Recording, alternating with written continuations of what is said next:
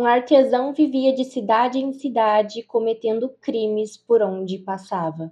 Oi, meu nome é Gabi e no vídeo de hoje a gente vai falar um pouquinho sobre o caso do José Vicente Matias, conhecido como Corumbá.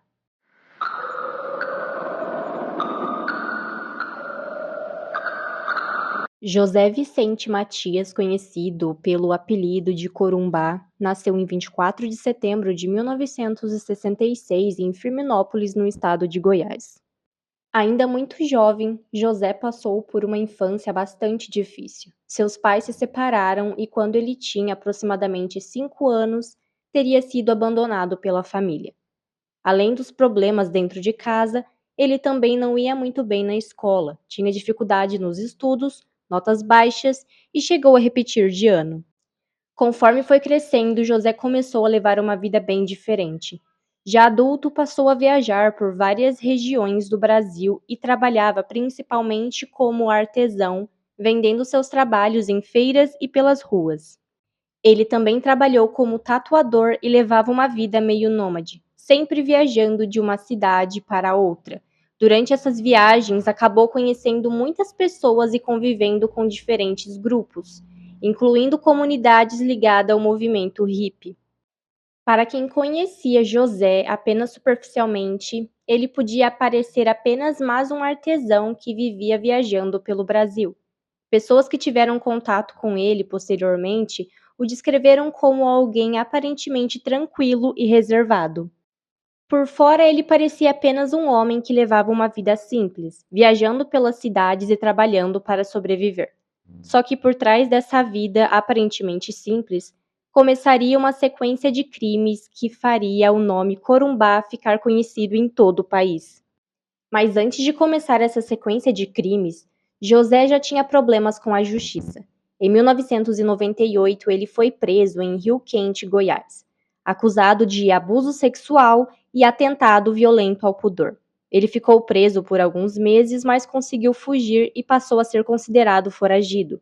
E foi em 1999 que essa história começou a ficar muito mais sombria. Em 4 de setembro daquele ano, em Três Marias, Minas Gerais, aconteceu o primeiro crime atribuído a José. A vítima era Natália Canhas Carneiro, uma adolescente de apenas 15 anos de idade. Naquele período, Natália estava em Três Marias, uma cidade mineira que recebia muitos visitantes por causa de uma festa de carnaval fora de época. Foi justamente em meio à movimentação da festa que ela acabou conhecendo José. Segundo o que ele contou posteriormente à polícia, os dois se aproximaram e ele conseguiu convencer a Natália de acompanhá-lo para um lugar mais afastado. Foi então que ele a atacou. José afirmou que tirou a vida da Natália com uma pedra e depois escondeu o corpo debaixo de galhos e folhas. Natália desapareceu e durante mais de um mês ninguém sabia exatamente o que tinha acontecido com ela. O corpo da jovem só foi encontrado 32 dias depois, escondido em uma área de vegetação. 9 meses depois, em julho de 2000, José estava em Lençóis, na Chapada Diamantina, na Bahia. A cidade estava movimentada por causa das festas juninas. E foi nesse período que ele conheceu Simone Lima Pinho, de 26 anos. Simone era artesã e tinha viajado para Lençóis para aproveitar as festas. Ela inclusive estava acompanhada do seu animal de estimação, um pequeno periquito que sempre acompanhava ela nas viagens. Ela conheceu José durante sua passagem pela cidade. Seu retorno para Salvador estava marcado para o dia 28 de junho, mas Simone nunca chegou em casa. No dia 26 de junho, ela desapareceu. A família começou a procurar por Simone, mas ninguém conseguiu descobrir o que tinha acontecido com ela. Durante anos, sua mãe continuou tentando encontrar a filha e chegou a viajar diversas vezes para Lençóis em busca de respostas. Na época, a polícia chegou a fazer buscas pela região, mas Simone não foi encontrada. Um dos poucos vestígios localizados durante essas buscas foram os restos mortais do seu animal de estimação. Enquanto as buscas por Simone não levavam a lugar nenhum, José continuava vivendo normalmente, longe dos olhos da polícia. Ele seguiu sua rotina e chegou a viajar para outras cidades. Em janeiro de 2004, José estava em Goiânia quando conheceu Lidiane Vieira de Mello, de apenas 16 anos. Segundo a investigação, os dois se conheceram no dia 16 de janeiro em frente ao barracão onde José morava, no Jardim Curitiba. Lidiane havia ido até o local porque queria fazer uma tatuagem. José se aproximou da adolescente e os dois passaram algum tempo juntos. Lidiane acabou permanecendo naquele barracão e 2 dias depois ela foi encontrada sem vida. O corpo dela foi encontrado em uma área próximo a um córrego. A cabeça da adolescente foi localizada primeiro e posteriormente outras partes do corpo também foram encontradas. Mais tarde, durante os depoimentos à polícia, José apresentou suas próprias versões sobre o que havia acontecido. Depois do crime, José deixou Goiânia e seguiu para Pirenópolis. Foi lá que, poucos meses depois, conheceu Katrin Rakhtov, uma turista russa-israelense de 29 anos. José e Katrin passaram a se relacionar e pouco tempo depois ele a levou para um passeio na região da Cachoeira da Usina Velha. Segundo a investigação, Katrin estava embriagada quando José a atacou. Ele tirou a vida dela com golpes de pedras na cabeça, provocando graves ferimentos. Depois do crime, escondeu o corpo nas proximidades do Rio das Almas. Naquele momento, porém, ninguém sabia exatamente o que havia acontecido com Katrin. O corpo só seria localizado meses depois, já em 2005, quando José indicou à polícia o lugar onde havia deixado os restos mortais. Enquanto a polícia tentava entender a sequência de crimes, José continuava seguindo de cidade em cidade, mas sua trajetória estava cada vez mais perto do fim. Depois de deixar Pirenópolis, José continuou viajando pelas cidades. Em março de 2005, ele estava no Maranhão, onde voltaria a se aproximar de mulheres estrangeiras. A primeira delas foi Mariane Kern, uma turista alemã de 49 anos. José conheceu Mariane na região de Barreirinhas, nos Lençóis Maranhenses. Os dois passaram algum tempo juntos e no dia 10 de março ela foi vista pela última vez na companhia dele. 2 dias depois, o corpo da Mariane foi encontrado em uma cova rasa na região de Atins. Ela havia sido morta com golpes na cabeça, mas a polícia ainda não sabia que aquele não seria o último crime. 2 dias depois, José se aproximou de outra turista estrangeira, Núria Fernandes, uma espanhola de 27 anos. Núria estava viajando pelo Maranhão quando conheceu José. Os dois estiveram juntos no dia 18 de março, na região de Alcântara. Naquele mesmo dia, Núria foi assassinada na praia de Itatinga. Seu corpo foi encontrado posteriormente e também apresentava sinais de violência na cabeça. 2 turistas estrangeiras haviam sido mortas em intervalos de poucos dias em cidades diferentes do Maranhão, e José havia sido uma das últimas pessoas vistas com as duas.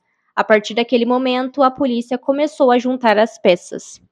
Os crimes de Mariene e Núria tinham acontecido com poucos dias de diferença, em cidades diferentes do Maranhão, e havia uma semelhança que chamou a atenção dos investigadores.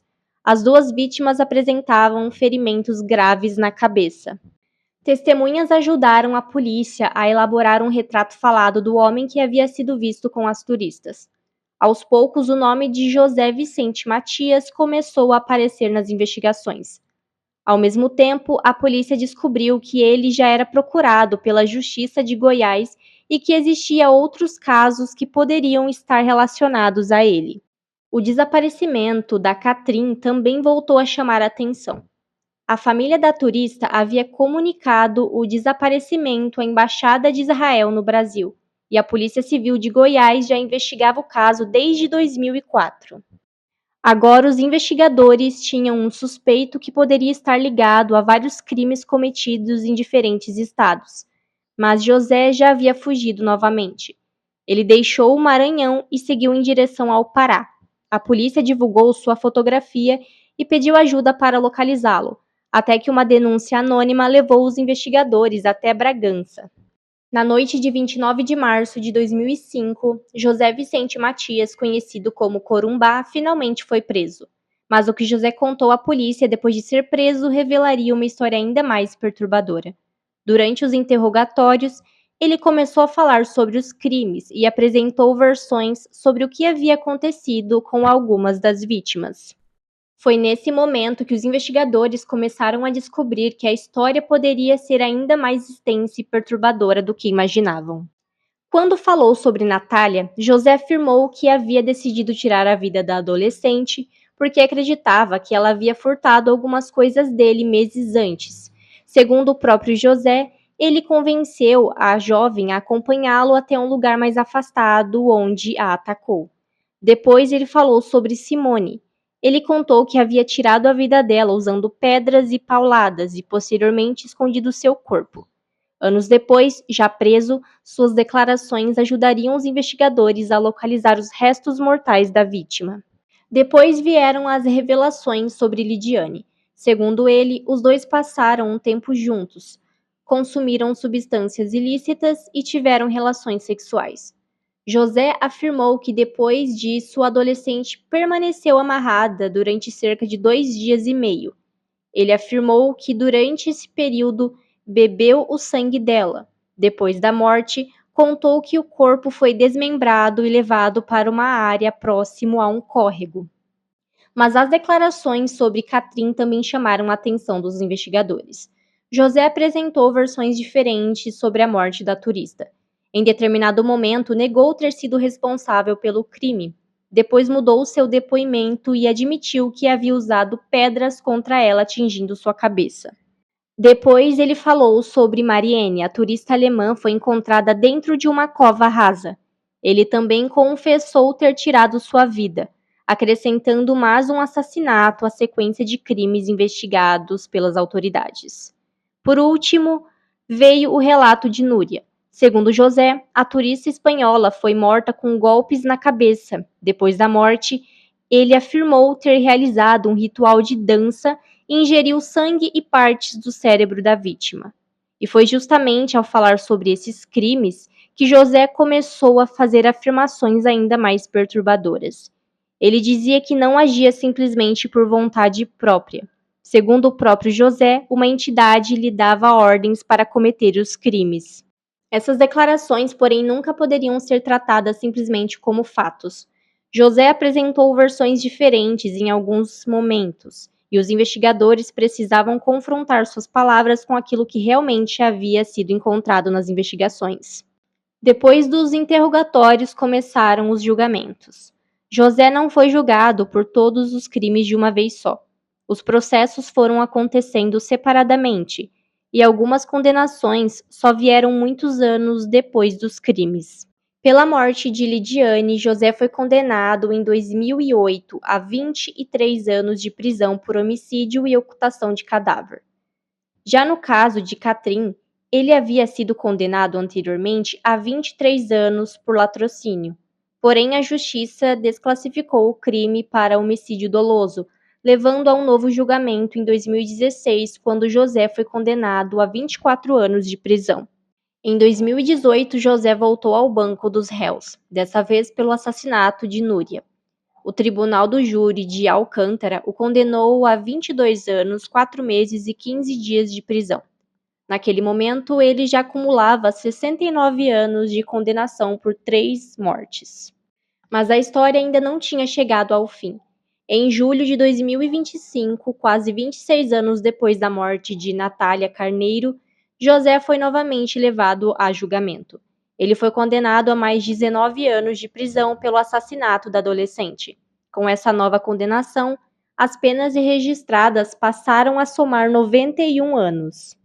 E mesmo agora, em 2026, a história do Corumbá ainda continua tendo desdobramentos na justiça. Ele permanece preso no sistema penitenciário de Goiás. E uma reportagem publicada em janeiro desse ano informou que, pelo que consta atualmente, José deve permanecer preso até 2038. A defesa já tentou conseguir uma mudança para um regime mais brando, mas o pedido foi negado. Depois de mais de 2 décadas, os crimes continuam sendo lembrados. As famílias ainda carregam as consequências dessas histórias, e alguns dos casos só receberam as respostas judiciais muitos anos depois de terem sido cometidos. E talvez essa seja uma das partes mais importantes desse caso. Mesmo depois de tantos anos, a história de Corumbá ainda continua tendo novos capítulos. O caso de hoje é um caso perturbador, as alegações dele são perturbadoras, as coisas que ele fez com as vítimas é terrível. Comenta aqui se vocês já ouviram falar desse caso, não se esqueça de deixar aquele like para ajudar aqui no canal e a gente se vê em um próximo vídeo.